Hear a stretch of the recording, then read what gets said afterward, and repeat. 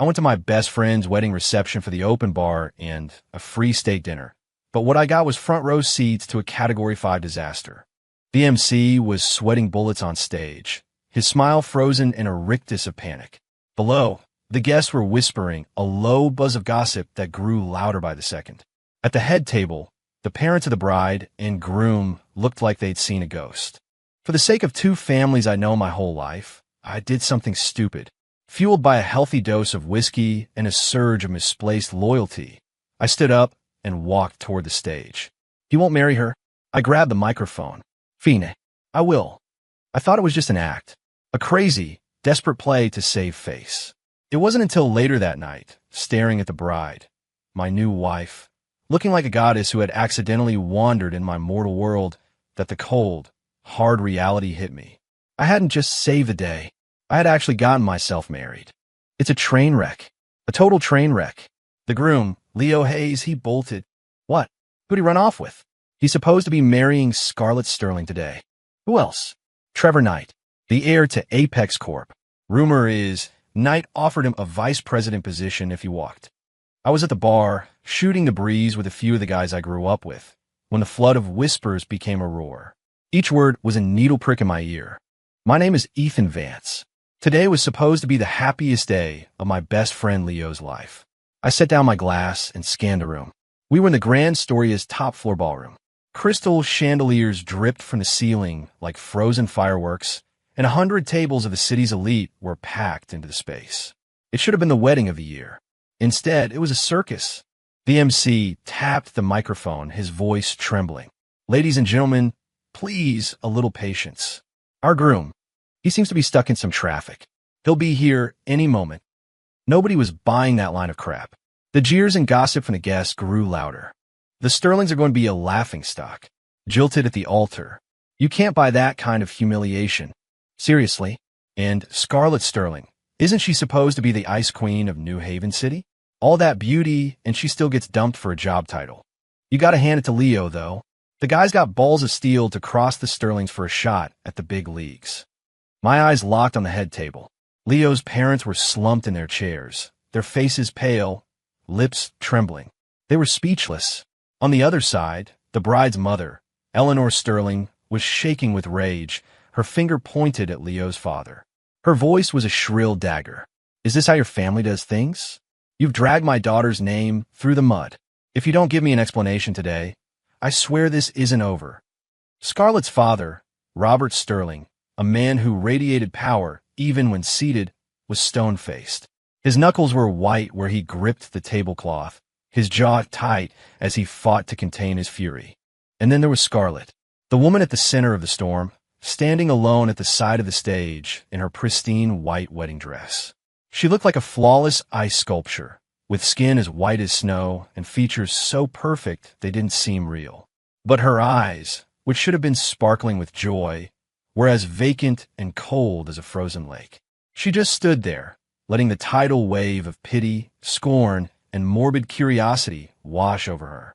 Leo and I had been inseparable since kindergarten. His family was working class. Landing Scarlett Sterling, the most beautiful woman in the city and heiress to the Sterling Corporation, was like winning the Powerball. I thought he would have worshipped the ground she walked on. I never imagined that he would, for the promise of a corporate title, do something so inhuman. He could run. He could chase his ambition and burn every bridge behind him. But what about his parents? What about the Sterling family's reputation? And what about Scarlett, this innocent woman left to face the fallout alone? Crack! I slammed my whiskey glass down on the table, red wine sloshing over the sides. My buddy jumped. "Ethan, what the hell?" I didn't answer. A cocktail of whiskey and adrenaline was roaring through my veins straight to my head. Looking at that solitary figure on stage, at the despair on his parents' faces, a crazy idea started to form. This can't end like this. I pushed through the crowd, walking step by deliberate step toward the stage. Every eye in the room turned to me. "Who's that guy?" "I think he's Leo's friend. Some broke vet, just got out of the service. Doesn't even have a job. What's he going up there for? To apologize for his friend? Who does he think he is?" I ignored the noise. I walked straight onto the stage and took the microphone from the MC's limp, sweaty hand. The ballroom fell dead silent. I took a deep breath, my gaze sweeping across the crowd before finally landing on Scarlett's pale, beautiful face. Then, I lifted the microphone and yelled with everything I had. Leo Hayes won't marry her. My voice boomed through the hall, a sonic boom that rattled everyone's eardrums. So Ethan Vance will. A beat of silence. Then, the room exploded. Is he insane? Who is this guy? Does he have any idea what he's saying? Some nobody thinks he can marry a Sterling? A frog trying to eat a swan. Leo's parents stared at me, their jaws hanging open. Eleanor Sterling looked like she was about to faint from pure rage. She pointed a trembling finger at me. Who do you think you are? Get off that stage. Our family's reputation is not for the likes of you to tarnish further. But Scarlett, the ice in her eyes finally cracked. A flicker of disbelief. She looked at me like I was a lunatic who'd wandered in off the street. I ignored them all. My eyes were fixed on Robert Sterling, the only person here whose opinion mattered. My voice was low, but it cut through the chaos like a shard of ice. Mr. Sterling, you have two choices today. Option 1. This wedding becomes a funeral. The Sterling name gets dragged through the mud, and your family becomes the laughingstock of the entire city. Option 2. The wedding goes on. Whatever Leo promised your family, I'll deliver. The responsibilities he ran from, I'll carry. My name is Ethan Vance, and I'm making a promise right here, right now. As long as I'm breathing, I will never let Scarlett suffer a moment of humiliation. My words were a bomb that silenced the room once more. Everyone thought I was crazy. Hell, I thought I was crazy. But some things you have to do, even if they're insane. Some responsibilities, when they're dropped, someone has to pick them up. Robert Sterling's sharp eyes drilled into me, trying to see right through me. Time stretched on, each second an eternity. Just when I thought he was going to have security throw me out, he slowly closed his eyes. When he opened them again, they were filled with a weary resolve. He turned to his assistant and spoke, his voice raspy. Change the name on the certificate. The wedding, he declared, will continue. When the MC, sounding like he was in a trance, announced, the bride and groom will now exchange rings, my mind was still reeling. The heavy gold band in my palm felt like it weighed 1,000 pounds. I moved like a robot, lifting my hand. Under the gaze of 100 pairs of stunned eyes, Scarlett slowly raised her own trembling hand. Her fingertips were as cold as marble. As I slid the ring onto her delicate, perfect finger, I saw a single tear escape the corner of her eye. It traced a path down her cheek before disappearing into her lashes. My heart seized in my chest, a sharp pain that stole my breath. I knew that tear wasn't for me. The rest of the reception was a blur. Toasts, dinner, greeting guests. I was a puppet on a string, pulled along by Scarlett and our families. I drank glass after glass of wine. My throat burned, but my mind was terrifyingly clear. What have I done? Holy hell. I just married myself off. It wasn't until the last guest had departed and I was bundled into the back of a black Rolls-Royce, gliding silently toward the Sterling family's hilltop estate, that a sliver of reality began to sink in. The silence inside the car was suffocating. The driver and the bodyguard in the front seat stared straight ahead, as still as statues. In the back, Scarlett and I sat at opposite ends, a chasm of space between us. She'd changed out of her wedding gown and into a simple white dress. She stared out the window at the passing city lights, her perfect profile appearing and disappearing in the shifting shadows, radiating a cold, unapproachable aura.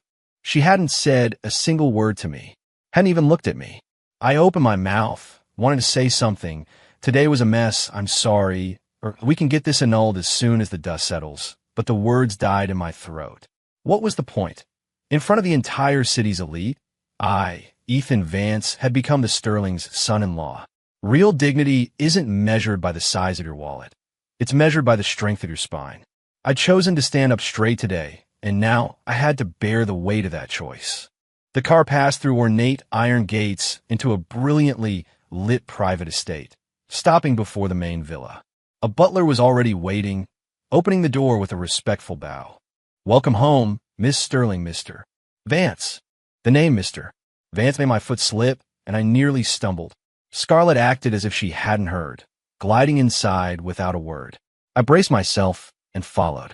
The villa was ridiculously large, decorated in a style of understated luxury, where every single object probably cost more than my car. In the living room, Robert and Eleanor Sterling sat stiffly, their expressions grim. "Damn, Scarlett said, her tone flat. The moment Eleanor saw me, the rage she'd been suppressing all night erupted. She slammed her hand on the table and shot to her feet. "You have the nerve to call me Mom? Scarlett, you have utterly humiliated me." She pointed at me, her eyes like daggers. "And you? Were you? A broke veteran who thinks he can just climb his way into our family? Who gave you the audacity?" I frowned, but before I could speak, Scarlett's icy voice cut through the air. "Mother, he is the man you personally approved. He is the Sterling's son-in-law." Eleanor sputtered, her chest heaving. I was forced into it. "Look at him. Do his clothes even add up to $100? What can he give you? Is he worthy of you? That's enough." Eleanor fell silent, but she continued to glare at me with pure hatred. Robert turned to me, his expression complicated.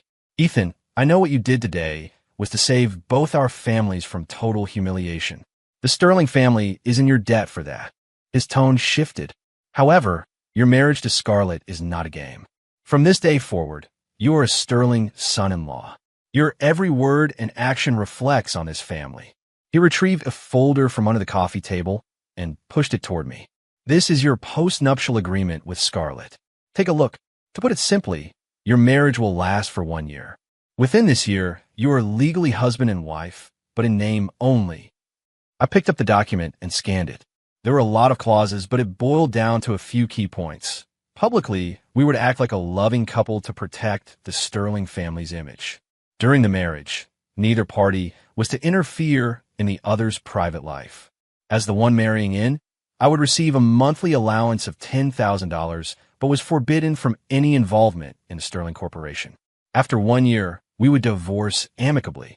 The Sterling family would compensate me with $10 million cash and a condo downtown. This wasn't a prenup. It was a glorified employment contract. They were buying my time and my dignity for 1 year.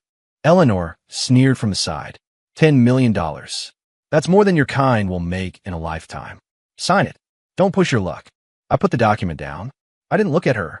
I looked straight into Robert Sterling's eyes. "Mr. Sterling, I didn't step up today for money." I paused, then picked up the pen and, without a moment's hesitation, signed my name at the bottom. Then I pushed the agreement back across the table. "The money, the condo, I don't want any of it. After 1 year, I'll walk away with nothing. I only have one condition." My gaze shifted to Scarlett, who had been watching the entire exchange like a spectator. "For this 1 year, I hope we can treat each other with respect. Like friends." With that, I stood up. "It's getting late. I should head home." "Home?" Eleanor shrieked. "Home to where? You're the Sterling's son-in-law now. Are you expecting the daughter of this family to live with you in that shoebox apartment of yours? Think of the scandal." Scarlett finally looked up at me, her cool eyes unreadable. "You'll stay here. The butler has already prepared your room." She turned and walked up the grand staircase, leaving me with nothing but her proud, distant back. I stood in the center of the opulent, ice-cold living room and suddenly felt like an imposter, a joke who had stumbled into a world where he didn't belong. This was my wedding night. No celebración, no pasión. Just a cold contract and a wife who looked at me like I was thin air. The butler showed me to a guest room on the second floor. It was huge, bigger than my entire apartment, with its own bathroom and walk-in closet, all decked out in lavish furnishings. But it felt empty. It was missing a human touch. I took a shower, changed into the pajamas the butler had laid out, and climbed into the massive soft bed. But I couldn't sleep. I tossed and turned, my mind a chaotic slideshow of the day's events.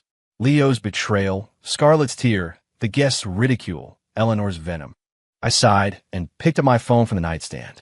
Dozens of missed calls, all from my childhood friends. My WhatsApp was blowing up.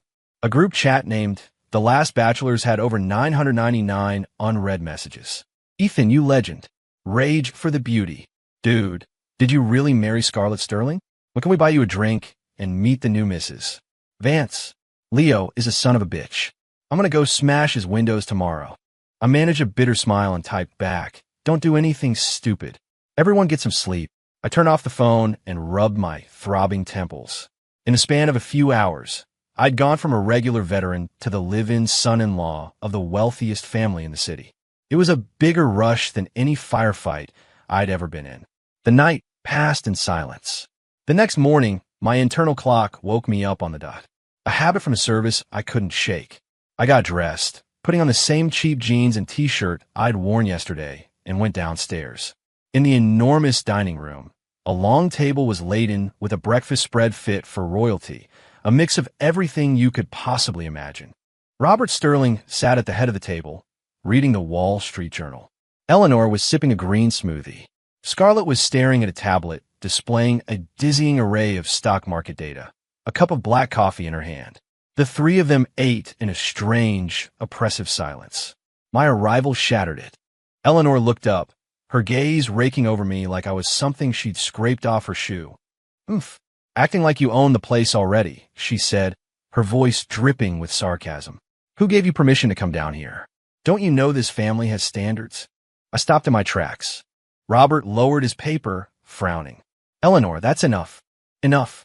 Her voice shot up an octave. "Robert, look at what he's wearing. It's from a discount store. People will think we hired a garbage collector. How do you expect me to eat with him sitting at our table?" She put down her spoon, dabbed her lips with a napkin, and fixed me with a look of utter disgust. "Ethan, is it? Let me ask you, how much do you make a month?" "Here we go.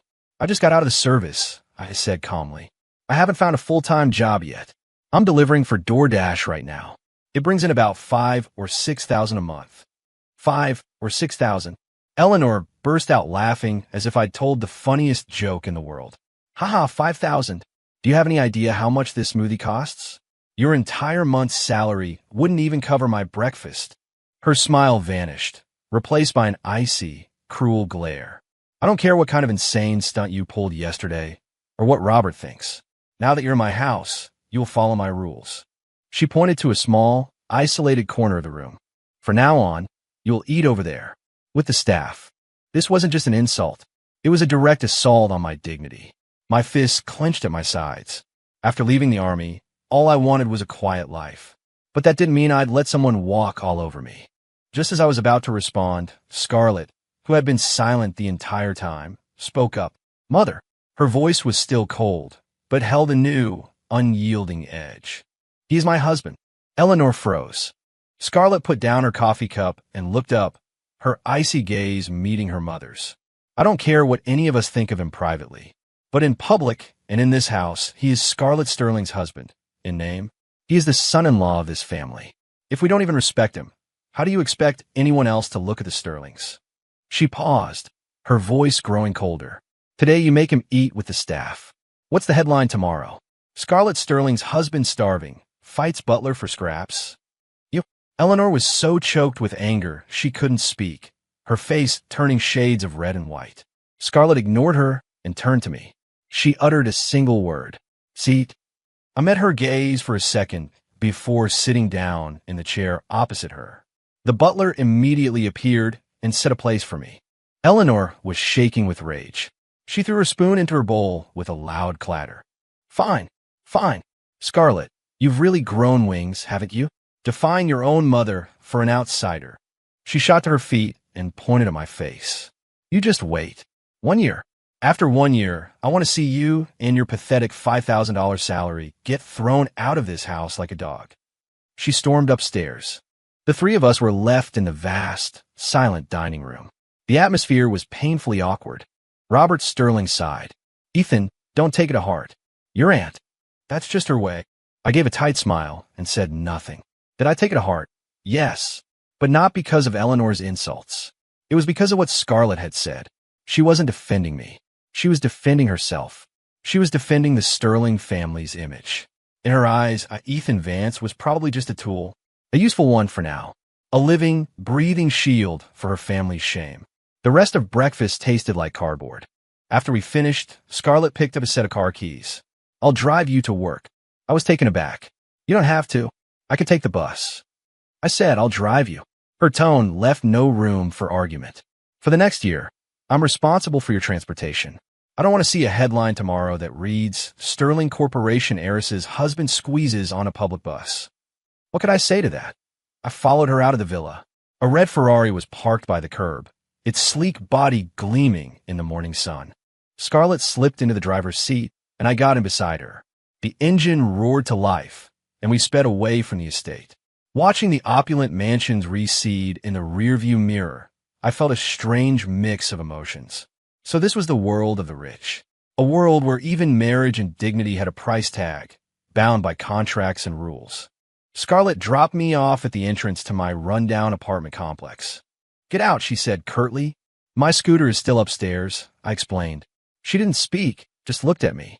Her expression clearly said, "Do you really think I'm going to wait for you in a place like this?" I got the message and unbuckled my seatbelt. I'll go get it. You can take off. Be here at 8 tonight. I'll pick you up," she said. Before I could reply, she hit the gas, and the red Ferrari vanished around the corner. I shook my head and walked into the shabby building. Back in my tiny, 300-square-foot apartment, surrounded by my familiar, worn-out furniture, I finally felt like I could breathe again.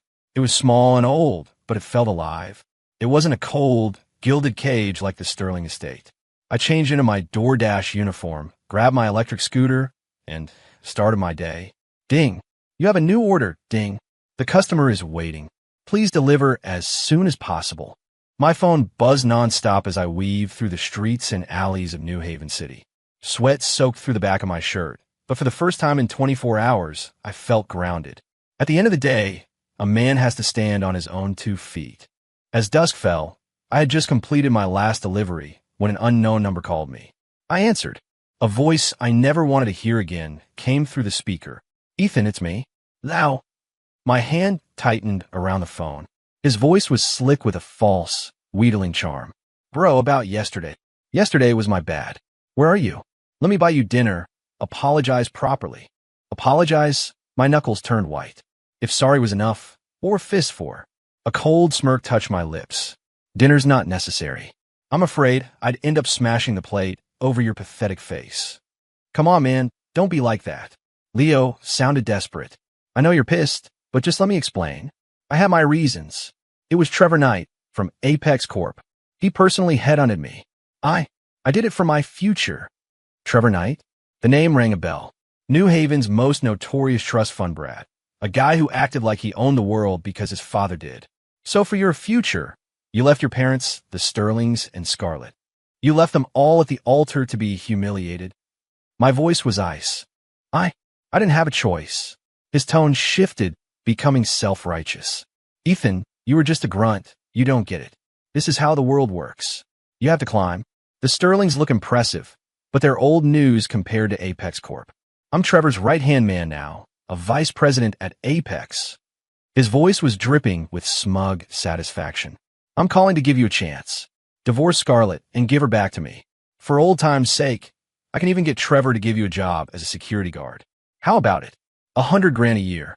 Better than delivering takeout, right?"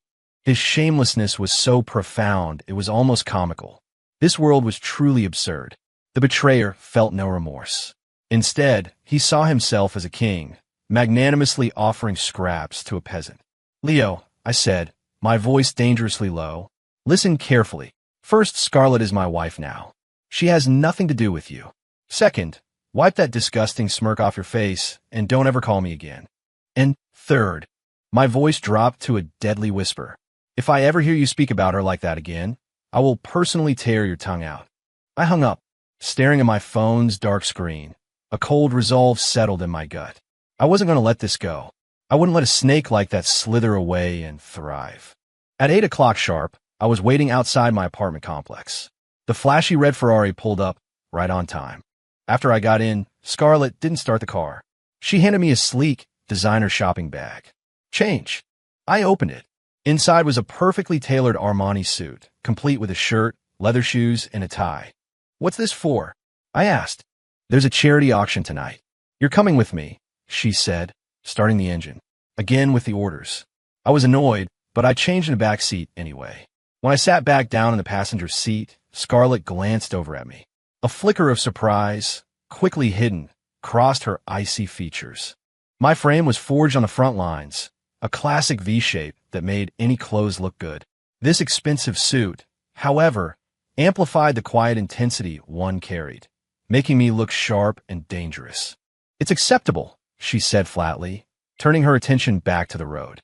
The auction was held at an exclusive private club.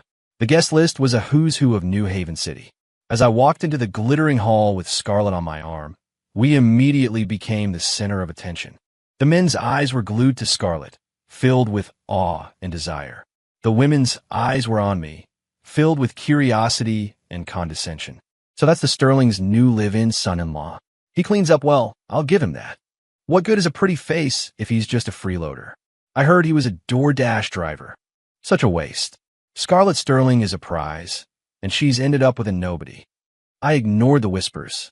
Scarlett seemed used to it, her expression unreadable as she led me toward our seats in the front row. Just as we were about to sit, a slick voice called out from nearby. Well, if it isn't Scarlett. Moving on so quickly? Already showing off your new boy toy." I turned. A young man in a gaudy designer suit, his hair slicked back with too much product, was smirking at us. He had his arm around a woman in a tight dress. His face screamed arrogant jerk. And standing behind him, bowing and scraping with a pathetic smile, was Leo. When Leo saw me, his face went from shock to a mask of bitter contempt. He leaned in and whispered something in the rich kid's ear. The young man, Trevor Knight, looked me up and down, his eyes filled with disdain. He let go of the woman and swaggered over to Scarlett, holding out his hand. "Scarlett, I told you a loser like Leo wasn't good enough for you. See? I took care of him for you. Now it's time for you to be with a real man." Scarlett didn't even glance at his outstretched hand. She uttered a single cold word. "Get lost." Trevor's face darkened. He retracted his hand, his smile turning sinister. "Scarlett, don't be ungrateful. You think you're still the untouchable princess of the Sterling family? Let me tell you something. With one phone call, I can make your company's stock plummet tomorrow." He pointed a finger at me. "You'd rather have this delivery boy loser than me? Are you blind? Whether he's a loser or not is none of your business." Scarlett's voice was like steel. "And Trevor, you should really learn to control your dog. Letting him bark in public is just embarrassing for you." Her eyes flickered meaningfully toward Leo. Leo's face turned beet red. "You bitch." Trevor was enraged. He raised his hand, aiming to slap Scarlett across the face. His hand moved fast, cutting through the air. The crowd gasped, but no one moved to intervene. Scarlett's face paled, and she instinctively shut her eyes. But the slap never landed.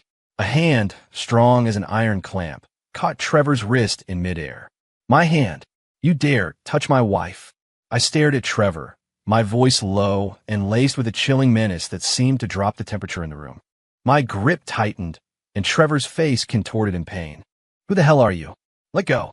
"Do you know who I am?" he snarled, struggling against my hold. "I don't care who you are." I applied a little more pressure.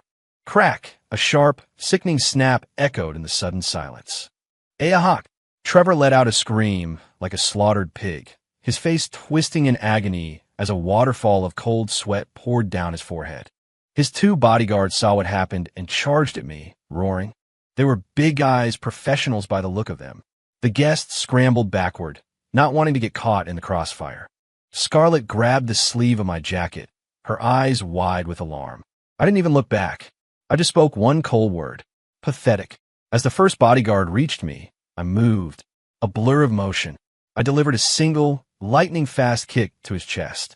The man's 250-pound body flew backward like a rag doll, crashing into a champagne tower. The sound of shattering glass mingled with his scream. The second bodyguard lunged, his fist raised. Before he could even throw the punch, I dropped into a classic shoulder throw, slamming him onto the marble floor. Thud! The impact shook the ground. The bodyguard convulsed once, foam bubbling at his lips, and then passed out. The entire thing took less than 3 seconds. Fast, precise, brutal. The hall was dead silent. Everyone stared at me as if I were a monster. This was the freeloader they'd been whispering about. His skills were more terrifying than a special forces operative. Scarlett was stunned.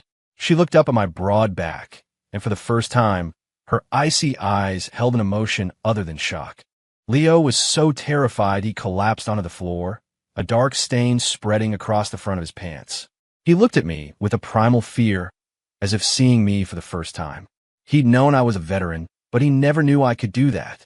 I released Trevor's wrist, letting him drop to the floor like a piece of garbage. Consider this a warning.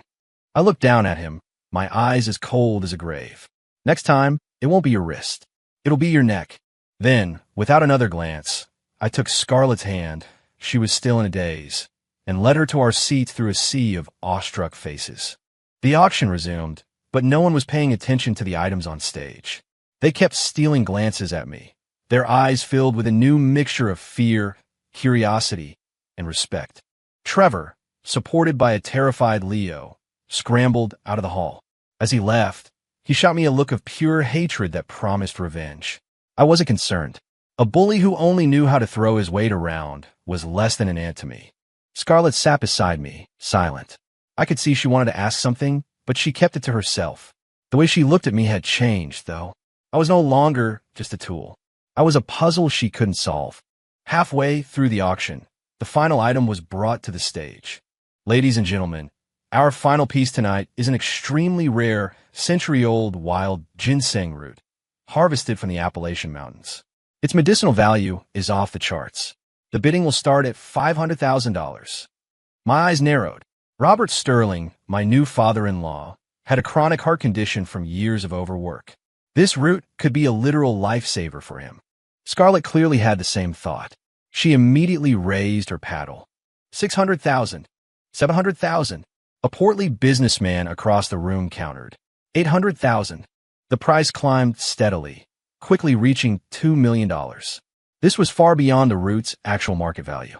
Scarlett's brow furrowed. The price was getting steep, even for her. Just as she was hesitating, a familiar voice cut through the room. 5 million. It was Trevor Knight. He was back, his arm in a makeshift sling, but the arrogance and venom in his eyes were burning brighter than ever. He looked smugly at us, or more specifically, at Scarlett. Scarlett, I know your father isn't well. Consider this root a gift to my future father-in-law. All you have to do is come over here right now and give me a kiss, and it's all yours. Leo, standing behind him, chimed in. You hear that? What mister? Knight says goes. Scarlett, what are you waiting for? Get over there. Shameless. Vile. The crowd murmured in disgust. Scarlett was trembling with fury, her face flushed. In your dreams, Trevor. Is that so? Trevor's smile was chilling. Then don't blame me. I'm taking this root home tonight. Let's see who dares to bid against me. He scanned the room, his eyes full of threats. The few people who had been considering bidding slowly lowered their paddles. No one wanted to cross the air of Apex Corp over an auction item. The auctioneer looked helpless. Scarlett's nails dug into her palms, her eyes blazing with impotent rage. Just when everyone assumed the ginseng was Trevor's, a calm, clear voice echoed through the hall. 10 million. The entire room went silent. Everyone, including a stunned Trevor and Scarlett, whipped their heads around to see who had spoken. It was me. I slowly lowered my bidding paddle. T10 million. The auctioneer's hand, holding the gavel, was shaking. Sir, are you sure you're bidding $10 million? People were looking at me like I was insane. Jumping from 5 million to 10 million. This wasn't bidding. This was burning money for sport. Trevor's face turned an ugly shade of green. He stared at me, practically spitting fire. Are you out of your damn mind? You're a delivery boy. Where are you going to get $10 million? This is malicious bidding. You're disrupting the auction. Leo screeched. That's right. He's a broke loser. He doesn't have the money. Security. Get security in here and arrest him. Scarlett tugged at my sleeve, her voice a frantic whisper. Ethan, are you crazy? Put the paddle down. This isn't a joke. She thought I was just being proud, trying to one-up Trevor with money I didn't have. I ignored them all and looked calmly at the auctioneer. What's the matter? Worried I can't pay. I reached into my pocket, pulled out a simple black card, and tossed it to a nearby staff member. Run it. The card was matte black, made of some kind of metal, with no bank logo or numbers. The only marking was a single, stylized silver letter, H etched in the corner. The staff member took the card, his face a mask of disbelief, and hurried to a card reader in the back. Trevor crossed his arms, a sneer on his face. Go on, keep up the act. I can't wait to see how this ends. If you can actually produce $10 million, I, Trevor Knight, will get on my knees and call you daddy. Everyone in the room craned their necks, waiting for my public humiliation. A minute later, the staff member returned. He walked as if he were treading on clouds, his legs shaking. He approached me, his eyes wide with an almost religious awe, and held the black card out with 2 trembling hands. "Sir, your card." The payment was successful. What? The smirk on Trevor's face froze. Jaws dropped all across the ballroom. "Impossible." Trevor screamed. "Absolutely impossible. How could a delivery boy have $10 million? He stormed over to the payment station, snatched the receipt from a machine, and stared at the long line of zeros. His face went slack with shock. It was real. The payment had gone through. This. Trevor pointed at me, sputtering, unable to form a complete sentence. I, however, had already taken the ornate wooden box containing the ginseng root from the staff member. I walked over to Scarlett and handed it to her. "A gift for Dad." Scarlett just stared at me, then at the box in her hands, completely frozen. Her brain had short-circuited. $10 million. He actually had $10 million. Who was he? How could a DoorDash driver possibly have that kind of money? How many other secrets was he hiding? I didn't explain. I just placed the box in her arms, then turned to face the ash-faced Trevor. A slow, dangerous smile spread across my face. "Mr. Knight, what was it you were saying a minute ago?" Trevor's face flushed a deep, mottled purple as he remembered his promise. Get on his knees and call me Daddy. Him, the Prince of Apex Corp, kneeling to a man he considered trash. He would rather die. I was just kidding," he stammered. "Were you?" I took a slow step toward him. Because I wasn't. My eyes went cold. An invisible, crushing pressure radiated from me, enveloping him. Trevor felt a chill shoot up his spine. His legs gave out, and with a pathetic whimper, he collapsed to the floor. He actually knelt. The entire ballroom gasped. "Didadi." The word was a choked, terrified whisper, forced from his lips by pure, unadulterated fear. "Good boy," I said, nodding with satisfaction. I patted his cheek. "Next time you run your mouth, try to engage your brain first." Without another look at the broken fool, I took Scarlett, who was still in shock, by the hand and led her out of the auction hall, leaving a crowd of terrified, speechless socialites in our wake. It was late when we got back to the Sterling estate. Robert and Eleanor were still up, waiting for us in the living room. When Scarlett placed the wooden box on the table and said the words $10 million, Eleanor's eyes nearly popped out of her head. $10 million? For this piece of old wood. She snatched the box, flipped it open, and shrieked. "Scarlett, have you lost your mind? Spending $10 million on a rotten root? Do you think our money grows on trees?" Robert's brow was also deeply furrowed. He was clearly not happy about the price. "Scarlett, that was reckless." Scarlett opened her mouth, wanting to explain that Ethan had paid for it, but she didn't know how. How could she say that the son-in-law her family despised had just casually dropped $10 million? Who would even believe her? That's when I spoke up. "It's not a rotten root. It's a lifesaver." Eleanor immediately turned her fire on me. "You shut up. Who do you think you are? You have no right to speak here. A freeloader, spending our family's money, and you have the nerve to talk back." I ignored her and looked directly at Robert. "Mr. Sterling, have you been experiencing chest tightness and shortness of breath recently? Especially after midnight, a sharp, needle-like pain in your heart?" Robert Sterling's expression changed instantly. He stared at me in shock. How did you know that?" It was his chronic ailment. He'd seen countless specialists, but they could only manage the symptoms, not cure the underlying problem. To prevent panic in the company, only he and a few trusted confidants knew the full extent of it. Not even Eleanor or Scarlett knew the details. "I know a thing or two about medicine," I answered calmly. "Don't be ridiculous." Eleanor scoffed. "You read a few articles online, and now you think you're a doctor?" I didn't waste my breath on her. I opened the box, took out the ginseng root, broke off a tiny fibrous piece, and held it out to Robert. "Mr.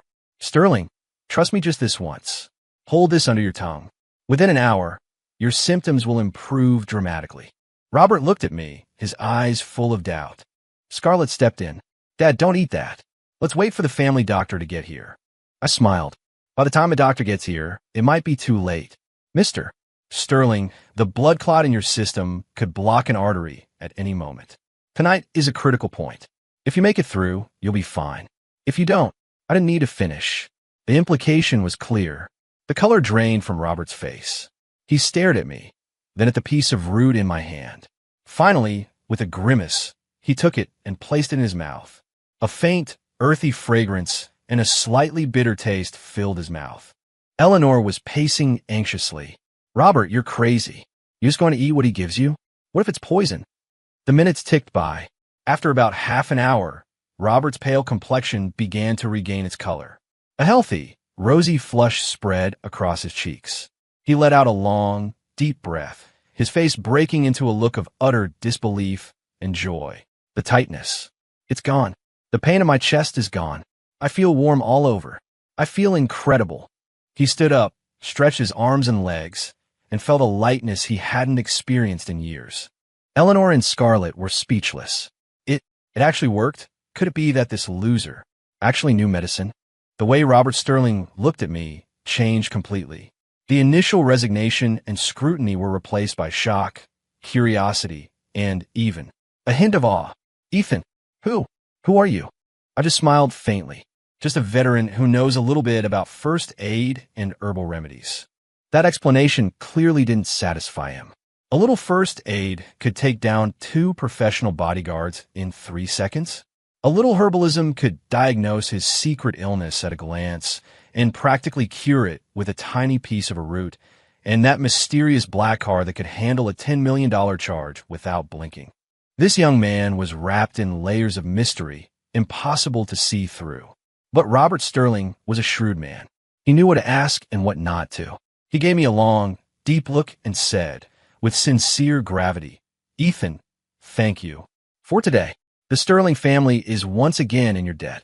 It was the second time he'd said it, but the weight and tone of his words this time were worlds apart from what he'd said at the wedding. Eleanor stood by, her face a mixture of red and white, too embarrassed to speak.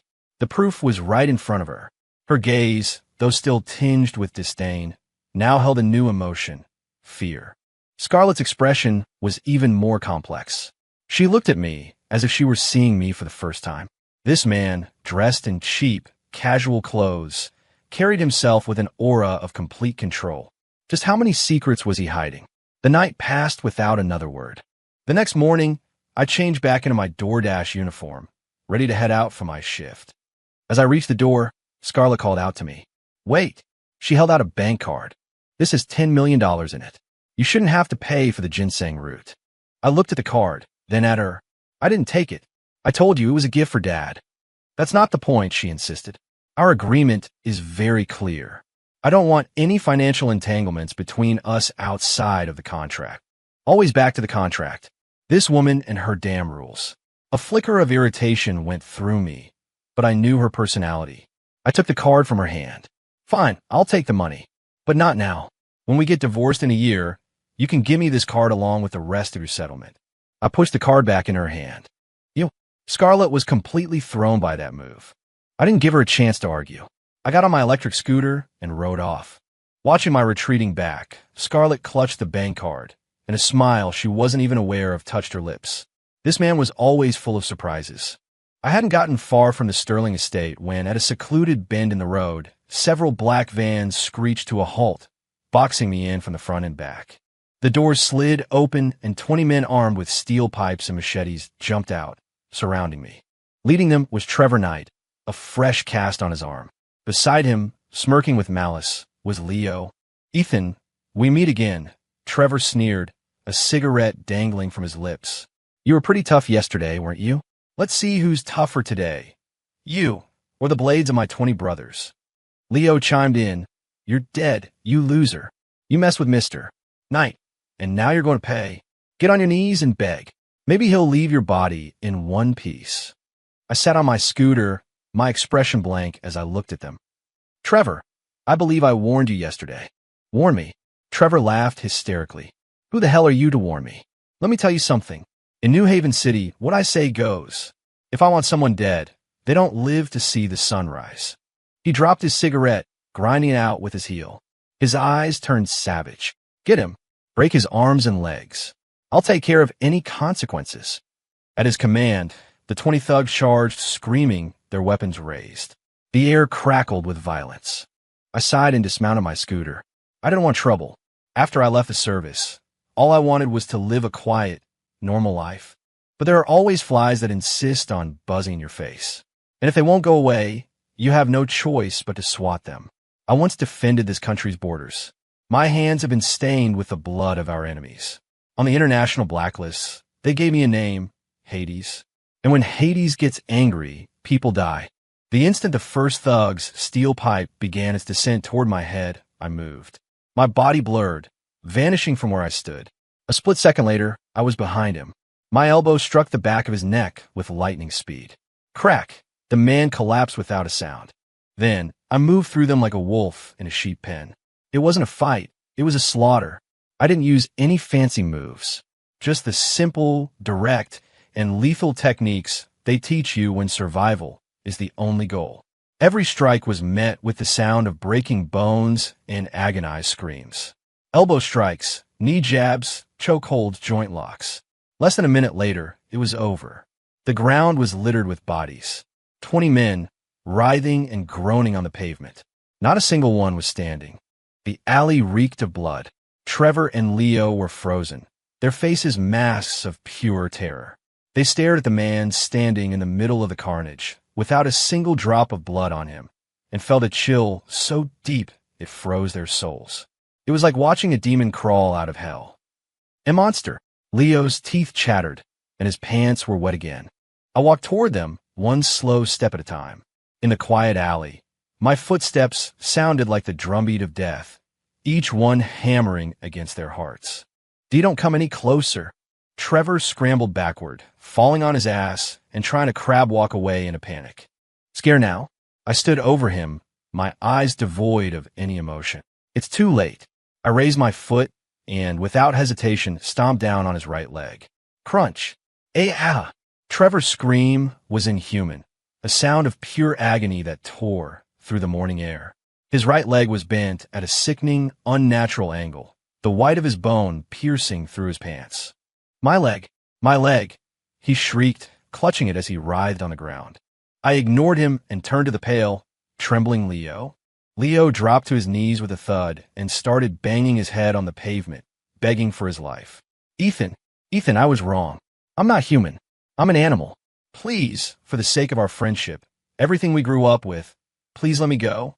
I'll never do it again." Tears and snot streamed down his face. For the sake of our friendship, I almost laughed. Where was that friendship when Eleanor was humiliating me? Where was it when Trevor was threatening Scarlett? When he abandoned his own parents and his fiancée for a promotion? Did he think about our friendship then? Some things, once broken, can never be put back together. You can be poor, but you can't be without a conscience. A man without a conscience isn't a man at all. I walked over and crouched down in front of him, patting his terrified face. "You know, Leo," I said softly, "there's nothing in this world I hate more than a traitor." My eyes went cold. In a single, fluid motion, I grabbed both of his arms and twisted them outwards. Crack, crack, 2 sharp snaps, followed by a scream that barely sounded human. His arms hung limp and useless at his sides. I had destroyed his hands. From this day on, the man who would do anything for his future would never be able to grasp anything again. I stood up, got on my scooter, and rode away without a backward glance, as if I had just crushed 2 insignificant insects. When I got back to the Sterling estate, the faint smell of blood still clung to me. I tried to hide it, but Scarlett's sharp senses picked it up immediately. She was in a living room on a business call.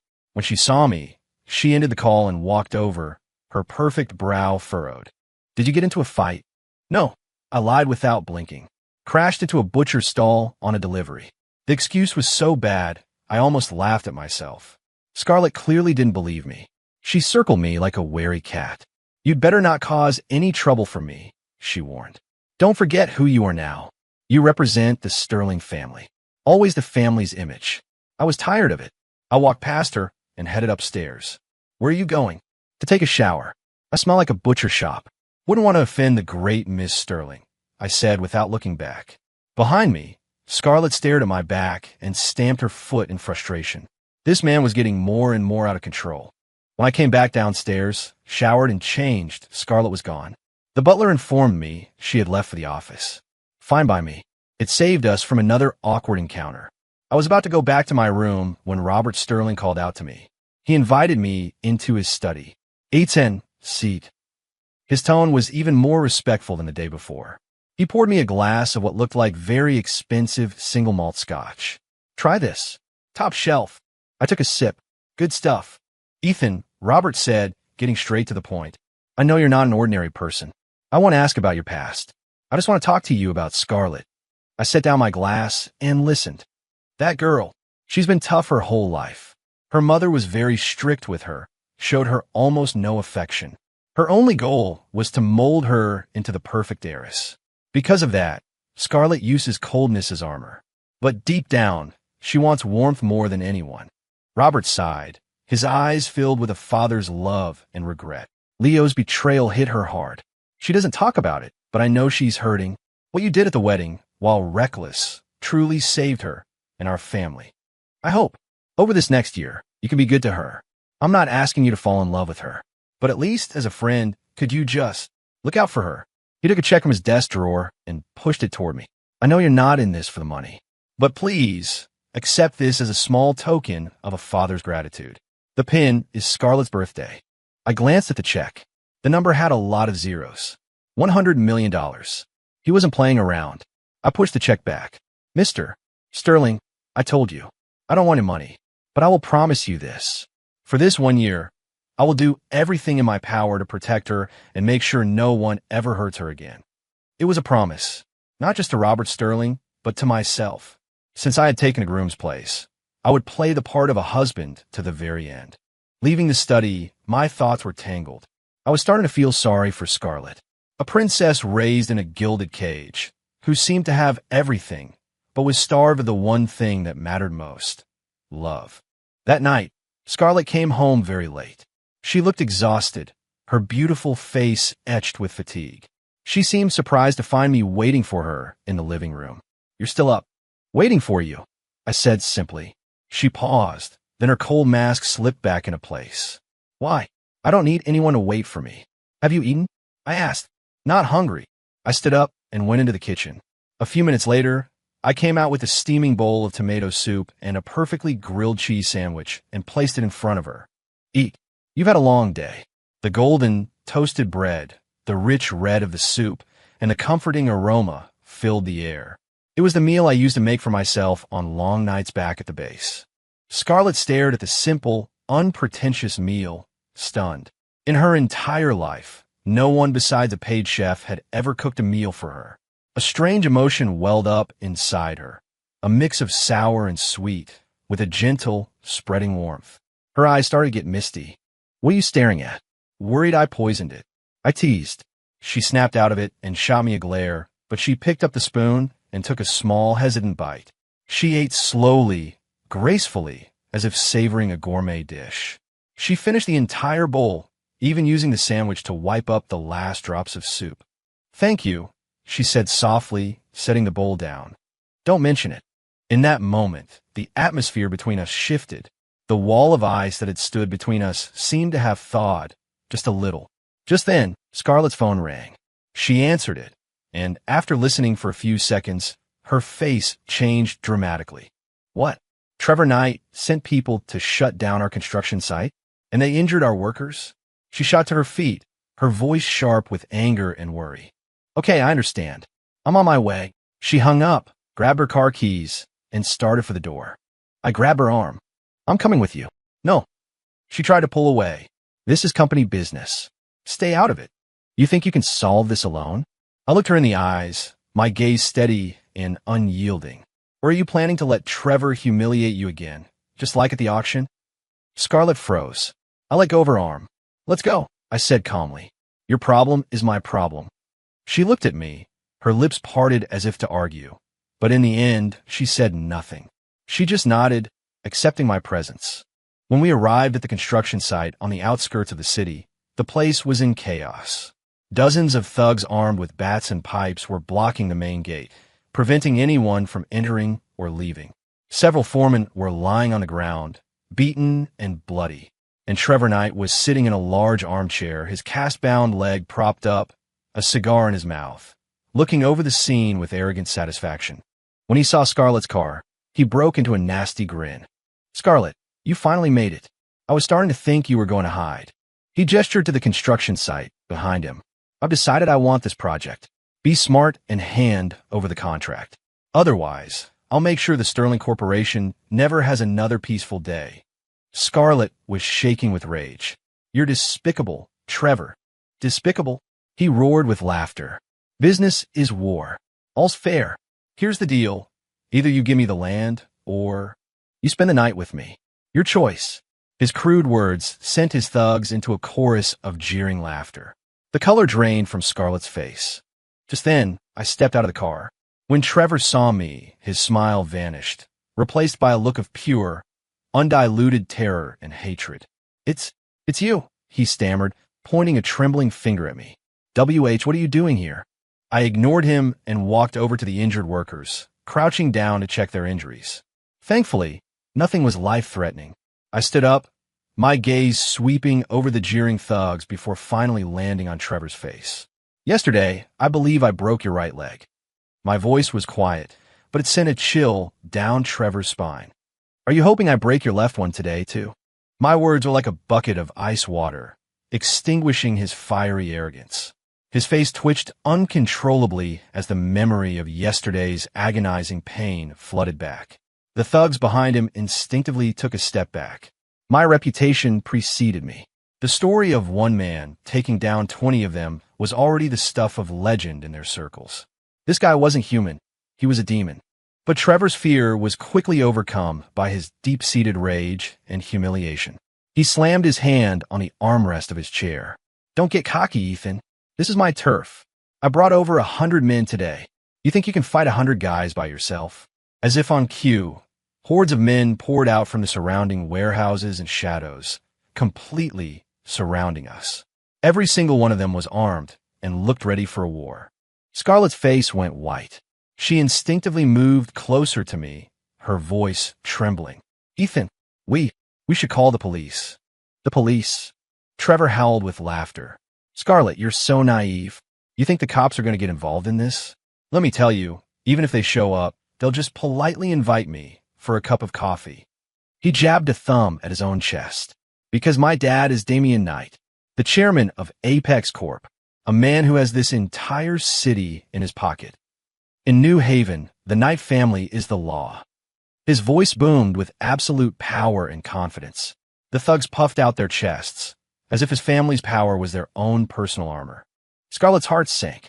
She knew he was telling the truth. The Knight family's influence ran deep in New Haven, with connections in every corner of the city, both legal and illegal. Their power was enough to make anyone despair. Today, it seemed they were truly trapped. But just as she felt a wave of hopelessness wash over her, I, standing beside her, let out a soft, contemptuous chuckle. "The Knight family?" I looked at Trevor as if he were a clown. "You think your connections are impressive. Let me tell you something. In my world, your connections are worthless." I took out my phone and dialed a number. The call was answered almost instantly. I didn't say a word. I just turned on the camera and panned it slowly across Trevor and his army of thugs. There was a 3-second silence on the other end of the line. Then, a voice so respectful it was almost reverent came through the speaker. It wasn't loud, but in the tense silence, everyone heard it clearly. Hades, sir. You're in New Haven. This is Wyvern. Which one of these blind fools has angered you, sir? Please remain calm. Give me 3 minutes. If I cannot resolve this to your satisfaction in 3 minutes, I will present you with my own head." "Hades? Wyvern, what was this, a movie?" Trevor and his thugs were dumbfounded. Scarlett stared at me, completely bewildered. I didn't explain. I just hung up the phone and looked at Trevor, a cold smile playing on my lips. 3 minutes. Enjoy the last few moments of your pathetic reign. What kind of trick is this? Trevor snapped, though his voice wavered. You think hiring some actor is going to scare me? Let me tell you, nobody can save you today. Not even God himself. The words were barely out of his mouth when his own phone started ringing violently. He glanced at the caller ID, and his face instantly paled. It was his father, Damian Knight. He fumbled to answer it, his tone immediately shifting to one of respect. "Dad, why are you calling so late?" He was cut off by a roar so loud I could hear it from where I stood. Trevor, you idiotic little bastard. Are you trying to get our entire family killed? Where are you? Are you at that construction site? Did you just piss off a young man named Ethan? Trevor was stunned. Dad, how? How did you know? How do I know? You almost got me killed, you moron. Damian Knight's voice was filled with a terror and fury Trevor had never heard before. Do you have any idea who you've messed with? That is a man the head of the Dragonetti family in New York would kneel to. With a single word, he could wipe our entire family off the map. You useless, worthless waste of space. Why was I cursed with a son like you? I don't care how you do it. Get on your knees. Beg. Pray for his forgiveness. If he is even slightly dissatisfied, don't bother coming home. Just jump off the damn bridge. Click. The line went dead. Trevor stood there, holding his phone, looking like his soul had been ripped from his body. The Dragonetti family. Kneeling, one word, and the Knights would disappear? How is that possible? He looked at me, and my calm, impassive face, and a terror so profound seized him that it felt like his blood had turned to ice. He finally understood what kind of entity he had provoked. And right then, less than 2 minutes after I'd hung up my phone, the squeal of tires and the roar of powerful engines filled the air. A convoy of dozens of black Audi sedans descended on the site like a pack of wolves, surrounding Trevor's thugs. The doors opened in perfect unison, and nearly 300 men in black suits and white gloves poured out.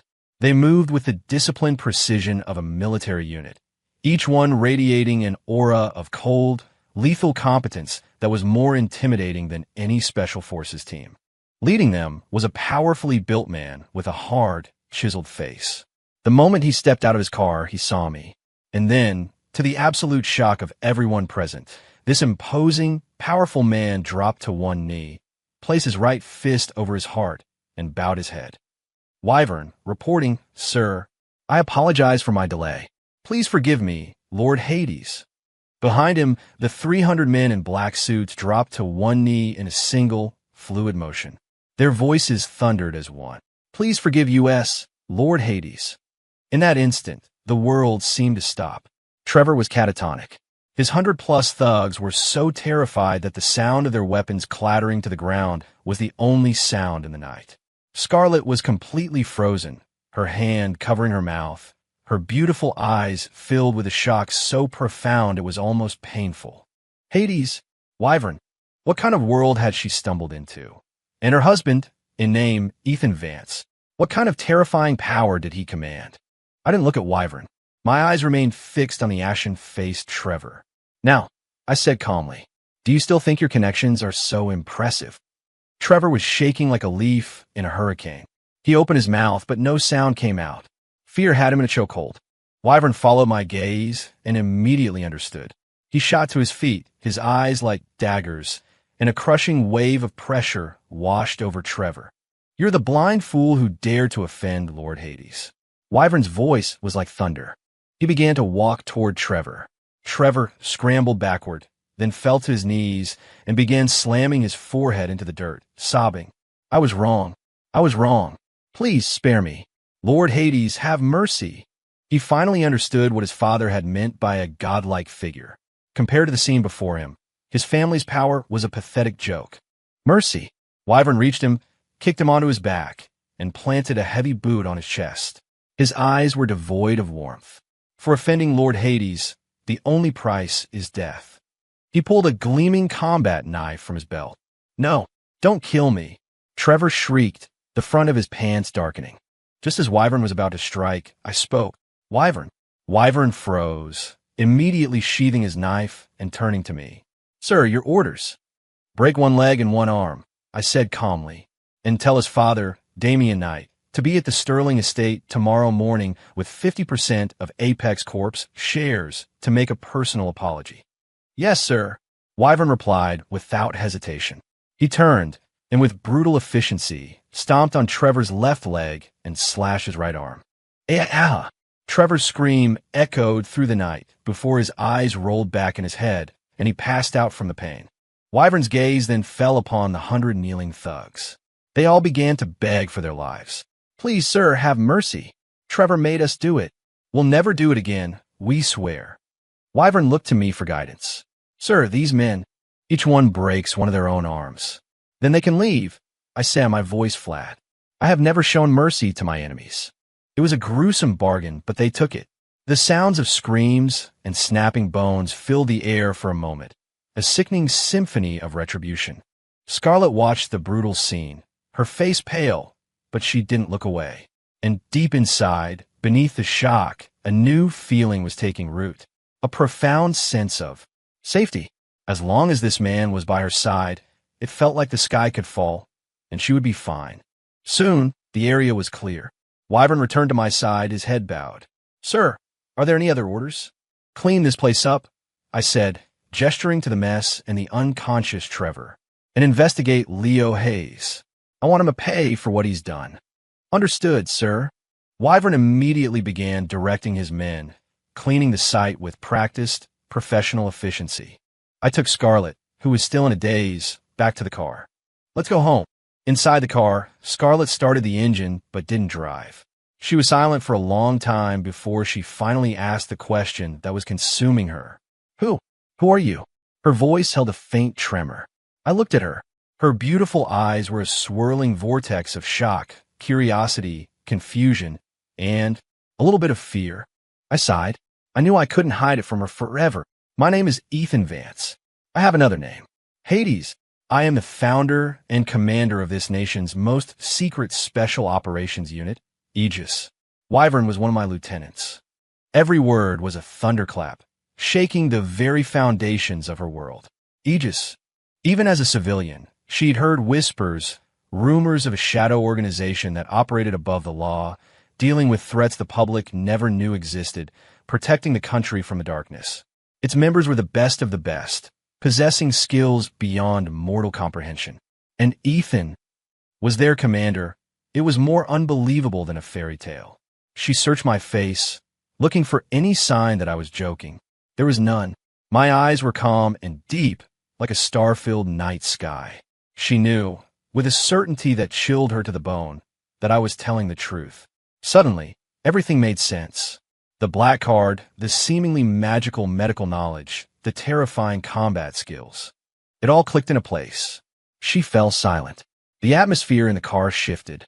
After a long time, she put the car in drive. Let's go home, she said softly. Her voice had lost its icy edge. In its place was something softer, more vulnerable. It was after midnight when we returned to the villa. Robert and Eleanor were both awake, pacing in the living room. They sagged with relief when they saw us walk in unharmed. Scarlet, are you all right? Did that little bastard Trevor give you any trouble? Eleanor asked, her concern a shocking departure from her usual demeanor. Scarlet shook her head. It's fine, Mom. The situation is resolved. Resolved? How? Robert pressed. Scarlet glanced at me, unsure of how to explain. How could she tell them that the son-in-law they looked down on was a being so powerful they weren't even worthy of standing in a shadow? I spoke for her. I taught Trevor a lesson. Tomorrow, Damian Knight will be here to personally apologize. What? Eleanor shrieked. You taught Trevor a lesson? Ethan, are you insane? Do you have any idea who the Knights are in this city? You've just brought ruin upon this entire family. Robert's face went grim, his eyes fixed on me. Seeing their panic, a strange feeling bloomed in Scarlet's chest. Once, she had been just like them, thinking Ethan was nothing but trouble. But now she understood. It wasn't Ethan who was bringing trouble to the Sterling family. It was the Sterling family that was not worthy of the trouble he could solve. They were the ones holding him back. She took a deep breath and looked at her parents, her voice clear and steady. Dad, Mom, you don't need to worry. From this day forward, as long as he is here, no one in New Haven City will ever dare to harm our family again. The next morning, a convoy of luxury cars, led by a Rolls-Royce Phantom with a license plate and H1, pulled up to the Sterling estate. The door opened, and Damian Knight, a formidable, powerful man in his late 50s, stepped out. Behind him, a dozen of his top executives followed, each holding an expensive gift box, their expressions a mixture of reverence and fear. The butler ran into the dining room, stammering, Yes, sir. Madam, it's Damian Knight. He's here. Robert and Eleanor, in the middle of breakfast, dropped their silverware with a clatter. What? What does he want? Eleanor's face was sheet white. He's here for revenge. Robert, what do we do? We have to run. Robert's face was grim, but he forced himself to remain calm. Panic solves nothing. We'll face whatever comes. Despite his words, his trembling hands betrayed his fear. Only 2 people in the room were unperturbed. Me.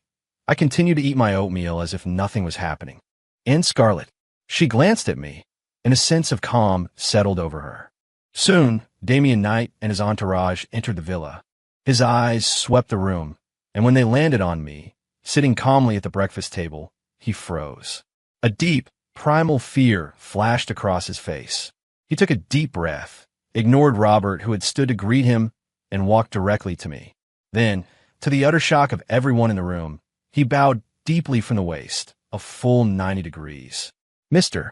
Vance, my son was a fool and offended you. I, Damien Knight, have brought him here to beg for your forgiveness. As he spoke, 2 bodyguards dragged in a wheelchair. In it sat Trevor, wrapped in bandages, his face as pale as a ghost. He looked at me with the terrified, hopeless eyes of a lamb being led to slaughter. Kneel, Damien Knight commanded. The bodyguards hauled Trevor out of the wheelchair and forced him to his knees in front of me. Apologize to Mr. Vance. Now. Trevor trembled, banging his head on the floor over and over again. Mr. Vance, I was wrong. I'm scum. I was blind. Please, have mercy, spare my pathetic life. He sobbed, a wretched, broken creature. Robert and Eleanor were dumbfounded.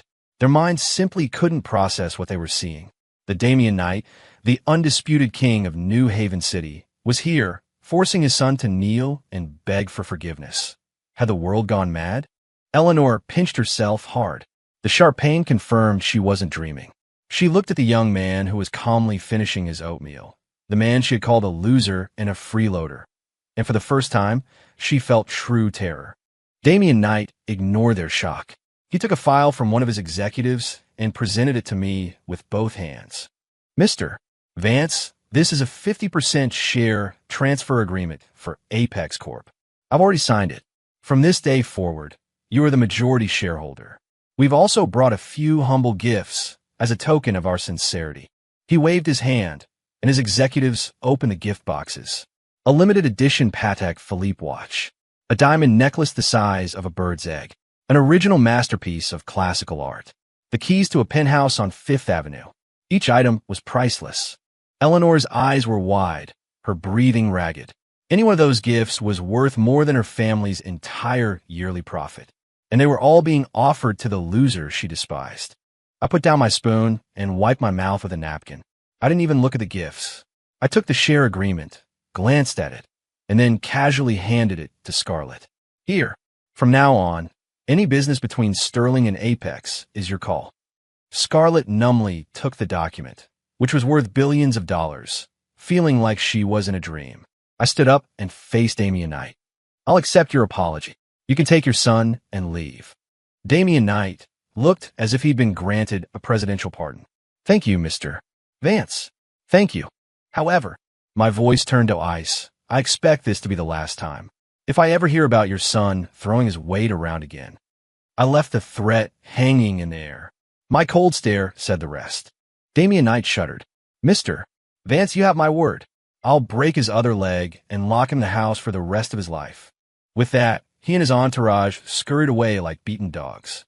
The huge living room fell into a dead silence once more. Robert and Eleanor stood frozen like statues. After a long moment, Eleanor shuffled over to me, forcing a smile that was more painful than a grimace. And my dear son-in-law, did I just see what I think I saw? Damien Knight, I ignored her. I just turned to Robert. Dad, let's finish breakfast before it gets cold. The word Dad made Robert jolt. He looked at me, his eyes a storm of emotions, shock, awe, and an overwhelming sense of relief. He was relieved that, on that chaotic wedding day, he had made the right choice. He knew that from this day forward, the Sterling family's destiny had changed.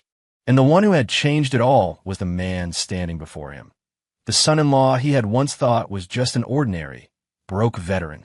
The day after the Knight's visit, An earthquake shook New Haven's high society. Apex Corp announced the unconditional transfer of 50% of its shares to Mr. Ethan Vance, the son-in-law of the Sterling family. Damian Knight stepped down as chairman, and his son, Trevor, vanished from the public eye completely. The news was a bombshell. Everyone was scrambling for answers. Why would the city's most powerful family suddenly bend the knee to a nobody? Who was this Ethan Vance? The Sterling family, overnight, became the most powerful and mysterious family in the city. Suitors and businessmen lined up outside the estate, desperate for an audience with the enigmatic Mr. Vance, but all were turned away. I paid no mind to the storm I had created. I still left the house every morning on my scooter to go deliver food. It was just a cover, of course.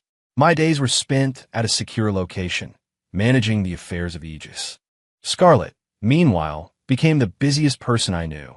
With my backing, the Sterling and Apex corporations began a massive series of joint ventures. Resources and opportunities flooded her company. Scarlett rose to the occasion, revealing a brilliant mind for business, masterfully managing both empires. She became more confident, more radiant, a true queen of the corporate world. And the way she looked at me changed. The ice was gone, replaced by curiosity, admiration, and a deep affection she herself hadn't fully realized yet. She started waiting up for me to come home from my shift, a warm dinner always on the table. She would text me during the day, reminding me to be careful. She would get adorably pouty if I spent too much time talking to another woman, even if it was a female Aegis operative giving me a mission briefing. The Ice Queen was melting. Eleanor's attitude toward me did a complete 180. She fawned over me, calling me her dearest son-in-law, serving me food, even offering to draw me a bath, an offer I politely but firmly declined. This world is a funny place. When you're weak, you're surrounded by wolves.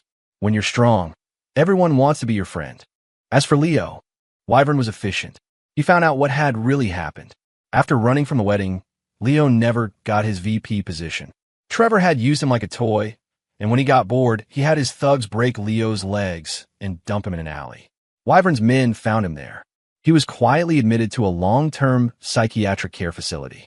There, he would spend the rest of his life paying for his betrayal.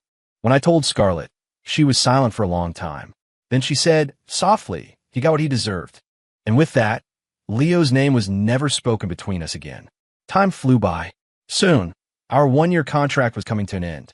One evening, Scarlett came to me, holding the original agreement we had signed. It expires tomorrow, she said, looking at the floor. I looked at the now yellowed paper and smiled. Yeah, time flies. So, are we going to the courthouse tomorrow? She asked, a nervous tremor in her voice. I didn't answer her question. Instead, I asked one of my own, do you want to? She looked up, her beautiful eyes shimmering with unshed tears. She bit her lip, wrestling with her own emotions. Finally, she took a deep breath, snatched the contract from my hands, and, in one decisive motion, ripped it to shreds. Ethan, I don't want a divorce. She looked me straight in the eye, her gaze blazing with a fierce, unwavering passion. I don't care if you're Hades or the commander of Aegis. All I know is that you are my husband, Ethan Vance. It used to be just on paper, but now I want it to be real. A lovely blush spread across her cheeks. I looked at her, and my heart felt full. I stepped forward and gently pulled her into my arms. You silly girl, I whispered into her hair. From the moment I stood up on that stage, you were already my wife. Scarlett's body went rigid for a second. Then she melted against me, wrapping her arms tightly around my back. She buried her face in my chest, and I could feel her happy tears soaking through my shirt. Outside, the sun was shining. Our story was just beginning.